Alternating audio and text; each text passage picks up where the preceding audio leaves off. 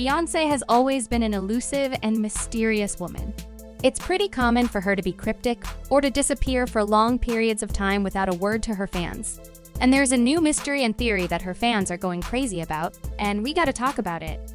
The main mystery that has been plaguing her fans over the last year is why she still hasn't released the Renaissance visuals. And you know what else should be mysterious? Your internet security. And that's why today's video is sponsored by Atlas VPN. It has tons of benefits, including protecting your internet security from cybercriminals, keeping your internet browsing private, blocking ads, protecting your device from malware, bypassing geo-restrictions so you can access content previously blocked in your location, and even saving you money. And here's how. Atlas VPN encrypts and protects your internet traffic so you're safer and more secure online. And while you benefit from not dealing with ads, malware, cybercriminals, and privacy invasions of your data, you also appear that you are browsing from anywhere in the world that you want. For example, say you're an American and you want to watch the Harry Potter movies on Netflix. Well, they're not available. But with Atlas VPN, you can change your location to the UK and access your favorite movies with one click. Not only will you save on the cost of having to buy another streaming service, but you can save when shopping online too. Right now, Atlas VPN is running a huge discount where you can get a 3-year subscription for just $1.83 a month with a 30-day money-back guarantee. More than 6 million customers are already using Atlas VPN, and you should too. To access this deal, click my link in the description below and protect yourself online. Let's get back into the video. Beyoncé set a precedent with her 2013 self-titled visual album and subsequent 2016 visual album, which compiled to essentially make a Lemonade movie. And even her Lion King soundtrack album, The Gift, contained incredible visuals. So her fans expected amazing visuals with her album Renaissance that dropped on July 29, 2022. On the same day, Beyoncé's official YouTube channel uploaded a 17-second video. In the background plays the intro to Pure Honey, the penultimate track of Renaissance. And as you can see, the video starts with a long intro of Beyoncé just stood in the hallway, before quick flashes of her play, leading many to think this was a teaser to a music video. And the video cryptically ends with Act 1 Renaissance. Then on August 4th, her channel posted another video where she was obviously toying with fans, titling it Clickbait. The video begins with visuals shot during the photo shoot for the Renaissance album cover. This lasts for 38 seconds before the screen returns to the same cryptic Act 1 Renaissance. And then, this whole thing really took off on August 12th when Beyoncé posted a video titled I'm That Girl official teaser. And this video contains 1 minute and 50 seconds of legitimate visuals, which again seem to be cut-up shots from longer music videos, which Beyoncé seems to be saying by calling the video a teaser. Once again, the video returns to Act 1 Renaissance.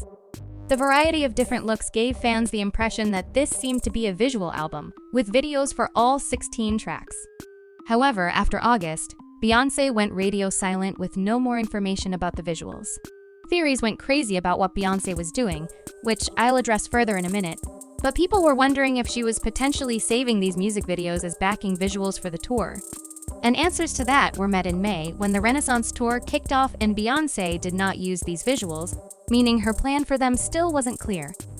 However, she did address them for the first time, with an interlude speaking, "You've asked for the visuals. You've called for the queen, but a queen moves at her own pace. She decides when she wants to give you a taste. So get your fork and your spoons if you've got one." So Beyoncé seemed to be maintaining that visuals were on the way. So now that I've explained the background, I can tell you about this new theory.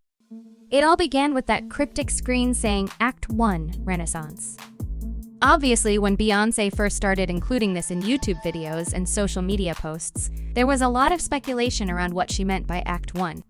However, when the physical copies of Renaissance released, it was revealed in the booklet inside that this entire unnamed thing is a 3-act project, with Renaissance being the first act.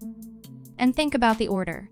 It doesn't say Renaissance Act 1, it says Act 1 Renaissance. And this inherently implies that Acts 2 and 3 are not Renaissance, but something else. Rumors started flying around about what these other 2 acts may contain.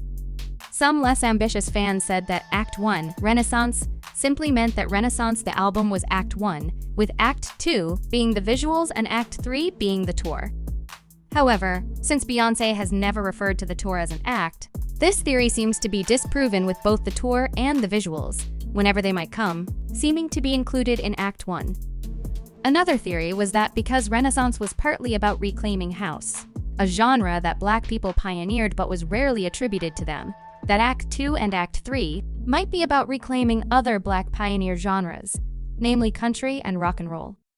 And this seemed to be particularly plausible because of the amount of country imagery, including cowboy hats and horses in the Renaissance visuals.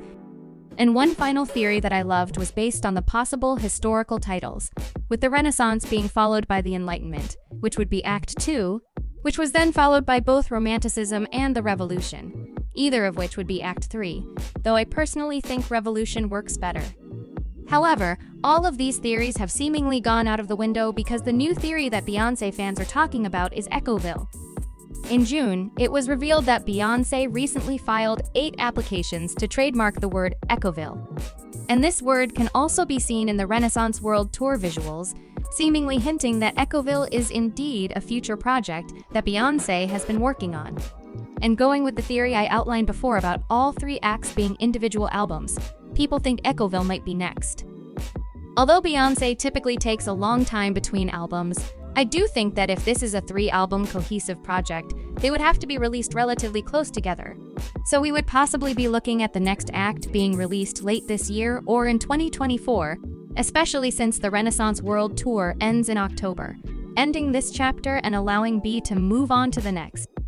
Fans also theorize that Beyoncé deliberately filed 8 trademarks, knowing they would be public information, as a hint that Echoville is the next album, or at least has something to do with it, because her next album will be her 8th, hence 8 trademarks. The word Echoville also seems to have been hinted at throughout the Renaissance era, with one of the most recognizable hinted visuals being Beyoncé wearing a replica of the famous Endless Echo headwear, as well as another tour visual stating the echo is being discussed at today's summit, and another showing the word echo briefly on screen. In terms of what Echoville, if it is an album, could be, that's uncertain. It could potentially reference a sound, as in a genre which features a lot of echo and reverb, which could possibly be rock. Fans notice something that seems pretty significant. The tour visual references to echo all appear during the song America Has a Problem, possibly implying that Americans are living in Echoville. S. Devlin, who worked with Beyoncé creating the Renaissance World Tour stage, referenced echo chambers as an inspiration for the stage, possibly a further hint that Echoville could explore the idea of people living in echo chambers, a major issue in American politics, which might be why it appears during America Has a Problem. And this could potentially still work for the Enlightenment theory, since the Enlightenment as a historical event was a revolution in the way people thought. Another key clue is that in the visuals, Echoville appears to be a mixture of Atlanta, New York City, and Chicago, 3 cities Beyoncé references during the intro to the Renaissance tour.